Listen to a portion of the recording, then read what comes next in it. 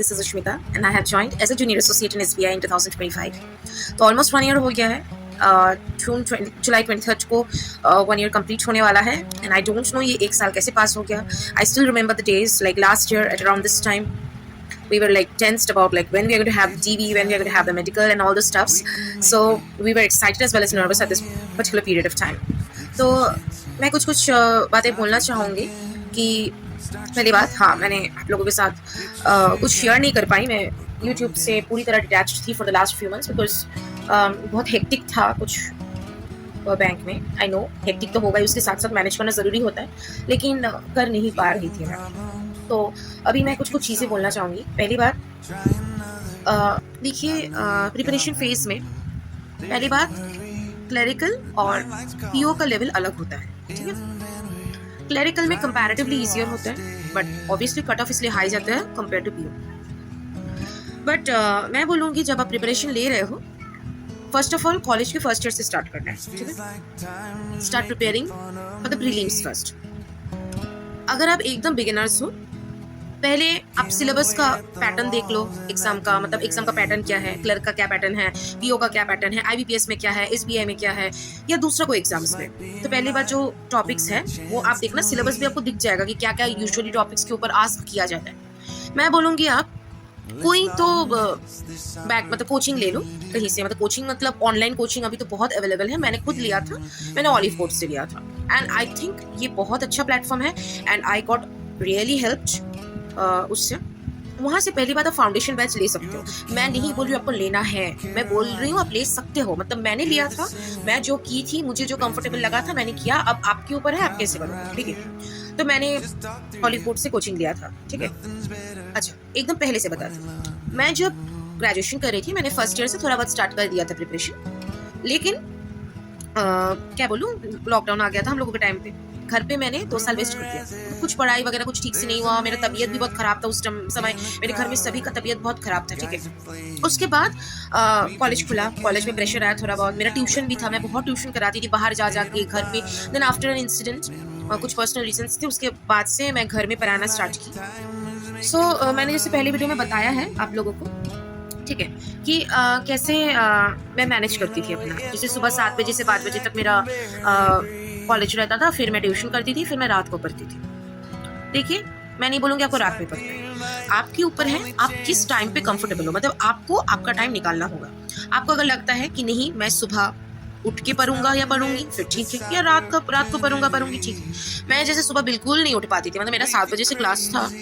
Even if I slept at 12, it was very difficult for me to wake up in the morning. Like मैं बहुत late riser हूँ and actually it's not good for health. Okay, like early rising is actually good for health, but now you are going to prepare for 2 to 3 years or maybe 1 year or maybe 6 months, depending on how you're preparing, how you're going to give the examination.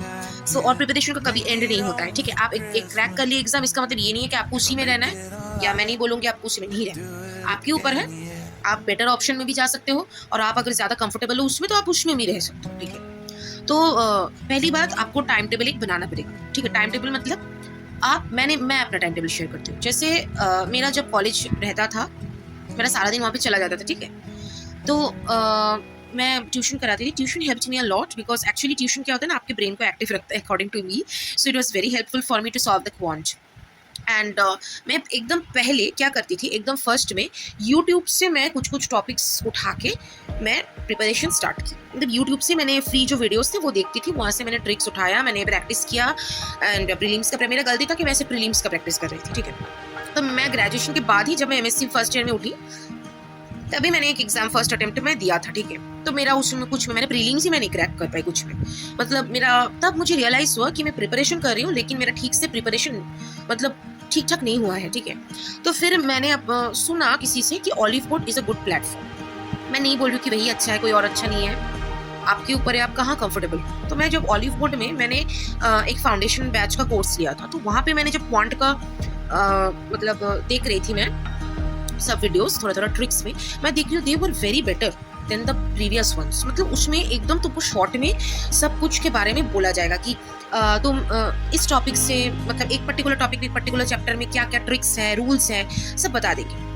अच्छा, तो पहली बात तुम divide कर लो, ठीक है, कि सुबह से रात तक या मैं जब पढ़ूंगा जितना पढ़ूंगा. ऐसा नहीं है कि मैं 12 घंटे पढ़ूँ और वो मेरे दिमाग में कुछ ना घुसे, लेकिन मैं 5 घंटा पढूं लेकिन मेरे दिमाग में घुसे, वो मेरा बात है, ठीक है। Smart work, hard work is not the only thing, you have to also do smart work. तो मेरा जैसे शेड्यूल था, मैं आपको पहले ही बता चुकी हूँ, मैं 12 बजे से पढ़ती थी, ठीक है। कुछ दिन मेरा था पहले, मतलब बीच में मैं ट्यूशन से वीकेंड्स में कराती थी, तो मैं क्या करती थी, 8-9 बजे मैं पढ़ने बैठ जाती थी, बिकॉज मैं आती थी 6 बजे के आसपास, फिर थोड़ा रिलैक्स करके खाना वाना खा के मैं बैठती थी। तो मेरा एक टाइम शेड्यूल था, जैसे पहले मेरा था कि मैं 5-6 घंटा पढ़ूंगी, मेरा टारगेट था मुझे पढ़ना है तो पढ़ना है। तो मैं 2 घंटा जैसे क्वांट, 2 घंटा रीजनिंग, 1 घंटा फिर मॉक्स करना, ऐसे करके तो मैं करती थी, ठीक है। उसके बाद मैं क्या की, क्वांट में अकॉर्डिंग टू मी मैंने कुछ टॉपिक्स में, सपोज एक टॉपिक पहले पूरा कंप्लीट करती थी, उसके ऊपर मैं मॉक्स देती थी, सब्जेक्ट वाइज मतलब चैप्टर वाइज मॉक्स होता है वो देती थी। फिर फ्रैक्शंस के to percentage to fraction values, multiplication, squares, cubes, ये तो आपके मुंह पे एकदम मतलब ऐसे रहना चाहिए, ऐसे मतलब बात करने से पहले वो आ जाना चाहिए, ठीक है। इट शुड बी लाइक ऐसा होना चाहिए। तो क्वांट में मैं सब टॉपिक्स वगैरह कवर करके टॉपिक वाइज जो मतलब मॉक्स होते थे मैं देती थी। फिर मैं, देखिए आप मॉक्स दोगे एनालाइज नहीं करोगे ऐसा तो नहीं है, मैं मॉक्स देती थी, मॉक्स देने के बाद मैं एनालाइज करती थी कि अरे मेरा इसमें क्या गलती हुआ है, इस जगह मैंने ये गलती किया है, यहाँ पे मेरा ज्यादा टाइम लगा है, तो मैं फिर उसको जॉट डाउन करती थी कि हाँ मेरा इधर प्रॉब्लम है, फिर मैं उसके ऊपर सुधारने की कोशिश करती थी, ठीक है। तो फिर मैं मॉक देती थी बाद में, after again preparing, seeing my mistake, seeing my weakness, again मैं मॉक देके उसको ठीक करने की कोशिश करती थी, ठीक है। उसके बाद आया रीजनिंग, मतलब जैसे आपके ऊपर है, मैं जैसे क्या करती थी, फर्स्ट 2 आवर्स में रीजनिंग करती थी, देन क्वांट, या पहले क्वांट फिर रीजनिंग, ऐसे करके मेरा ऑल्टरनेटिवली डे होता था, ठीक है। तो रीजनिंग में भी सेम मैं करती थी। तो देखिए कुछ टॉपिक्स ऐसे होते हैं क्वांट रीजनिंग में, मैं जो अलग से वीडियो बना दूंगी कि किसको कैसे पढ़ना है, ठीक है। तो उसके बाद मैंने जैसे इंग्लिश का मैंने कोई प्रिपरेशन दिया ही नहीं था, बिकॉज मैं इंग्लिश में तो एकदम डायरेक्ट जाके एग्जाम में देती थी, बिकॉज देखिए I am not bragging but मैं English is very strong, I have studied from an English medium school, but not that. Even students who are from Bengali medium school or from other vernacular schools, they can also speak very well in English. I have also many friends, they can speak in English very fluently, even though they are from a vernacular background. So that's the not thing. Thing is, जिनको English weak होता है, ऐसा नहीं है कि वो अनपढ़ गवार है, ऐसा कुछ नहीं होता है, ठीक है। इंग्लिश वीक है उसको ठीक कर सकते हैं। मैंने ऐसे स्टूडेंट्स को भी देखा जिनकी इंग्लिश वीक होता है, but they are very strong in quant and reasoning, which even no one can beat who is very good in English, okay. तो मैं बोलूँगी ऐसा है, तो डिवाइड करना है, तो टॉपिक वाइज चैप्टर करो कंप्लीट, और जितना प्रैक्टिस करोगे उतना अच्छा है, जितना मॉक दोगे उतना अच्छा है, रीजनिंग क्वांट सब में। और जो तुम्हारा गलतियां हो रहा है उसको एनालाइज करो, ठीक है, कि मेरा ये गलती हुआ है, मुझे ये करना पड़ेगा, हाँ नेक्स्ट टाइम मैं ये नहीं करूंगा। टाइम सेट करके जब मतलब मैं जैसे एक टॉपिक करती थी उसके ऊपर मॉक्स देती थी, फिर मैं ऐसा नहीं है कि सिर्फ उस कोचिंग जो था मेरा वहीं से करती थी, मैं फिर यूट्यूब में दूसरे चैनल, उस चैनल से जो फ्री मैराथन्स होते थे वो भी मैं देखती थी, करके प्रैक्टिस करती थी। तो आपके ऊपर है वो कैसे। फिर मेरा बुक्स भी था कुछ, अगर आप चाहो तो आप कमेंट में लिख सकते हो, या मतलब जो भी हो मुझे बोल सकते हो, मैं आपको शेयर कर दूंगी मैं कौन सी बुक से पढ़ती थी। तो प्रीलिम्स होने के बाद मेंस, देखिए प्रीलिम्स का ऐसा नहीं है, बहुत लोग बोलेंगे प्रीलिम्स करने से सब नहीं होगा, मेंस करना पड़ेगा। अरे ठीक है, प्रीलिम्स के बाद मेंस करना है, ठीक है, लेकिन अगर तुम्हारा प्रीलिम्स का कॉन्सेप्ट क्लियर नहीं है तो तुम मेंस कैसे करोगे। प्रीलिम्स का तो पहले ठीक करना पड़ेगा, तो तुम प्रीलिम्स का जो टॉपिक्स है उसको पहले ठीक से करो, फिर तुम साथ साथ में मेंस भी करो, मेरा बात वो है। और जब तुम्हारा प्रीलिम्स का एग्जाम पास आ जाए उसके पहले 1-2 हफ्ता पहले से मेंस को पूरा छोड़ दो, उस टाइम पे तुमसे मॉक्स लगाओ।